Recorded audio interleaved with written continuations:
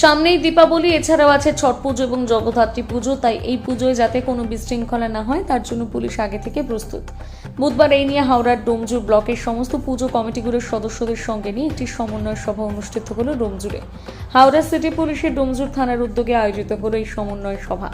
উপস্থিত ছিলেন ডোমজুর থানার আইসি অরুণোদ্যুতি মজুমদার, হাওড়া সিটি পুলিশের আধিকারিক সুরেন্দ্র সিং, নন্দদুলাল ঘোষ, ধুলোগড় ট্রাফিকের আইসি স্বরূপ সেন, ধুলোগড় ফায়ার ব্রিগেডের আইসি এবং অফিসাররা। মূলত এদিন এই সমন্বয় সভায় পুজো কমিটিগুলোকে কিভাবে পুজোর সময় শৃঙ্খলাবদ্ধ নিয়ন্ত্রণ করতে হবে, কি বিধিনিষেধ আছে, যান চলাচল কিভাবে নিয়ন্ত্রণ করতে হবে সেই নিয়ে আলোকপাত করা হয়।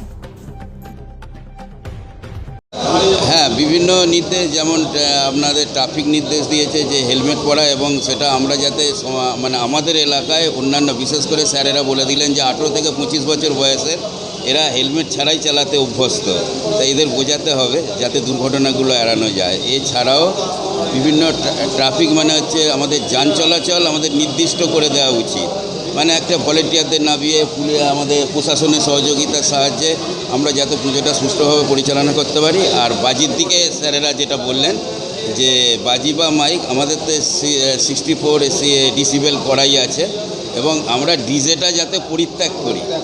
কারণ আগে তো স্যারেরা ঠিকই বলেছেন, যেসব পুজোগুলো 100 বছর, অন্তত আমি যদি 20 বছর আগে 10 বছর আগে ফিরে যাই তখনও দেখব যে ঢাক এবং অন্যান্য বাজনার সাহায্যেই আমাদের বিসর্জন প্রক্রিয়া সম্পন্ন হতো। বর্তমানে ডিজে উঠেছে, কিন্তু সেই ডিজে কতটা যে শব্দ দূষণ বা বায়ুকে দূষণ করছে সেটা বলছে যারা ডিজে ইউজ করছে তারা হয়তো বুঝতে পারছে না, কিন্তু পরবর্তী সময়ে নিজে যখন অসুস্থ হবে তখন তারা হয়তো অনুধাবন করবে।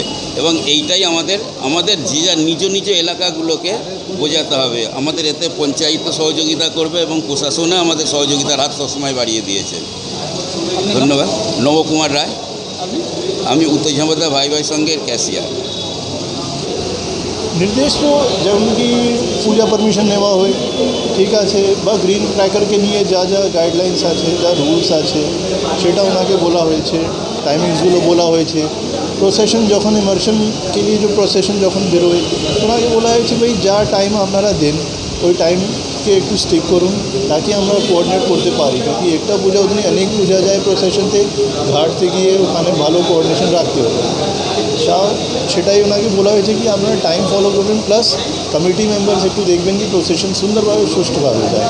প্লাস যেমন কি আপনি দেখেছেন দুর্গা পূজাতে পাবলিকও কোঅপারেট করেছে, আমার যে পুলিশ অ্যারেঞ্জমেন্ট ছিল সেটা সাকসেসফুল হয়েছে। ট্রাফিক ডিপার্টমেন্ট খুব হেল্প করেছিল কি ওখানে ট্রাফিক জ্যাম ঝঞ্ঝট এইবারে অ্যাজ সাচ কমপ্লেন আমরা পেলাম না। যা কিছু ছোটো whatever minor complaint we receive it was addressed, মতলব at the very onset we are able to address it, সঙ্গে সঙ্গে আমরা অ্যাড্রেস করতে পেরেছি। এটাই বলা হয়েছে যত ওনারা কোঅপারেট করবেন অত সুন্দরভাবে আমার অ্যারেঞ্জমেন্ট সাকসেসফুলি আমরা ইমপ্লিমেন্ট করতে পারবো। এমনি মতলব যখন পারমিশন দেওয়া হয় ওখানে লেখা হয় কি ডিজে ওরা অ্যালাউ নেই, তো ওই প্রশ্নই ওঠে না। फिर তারপরে ডিজে তো মানাই করা হয়।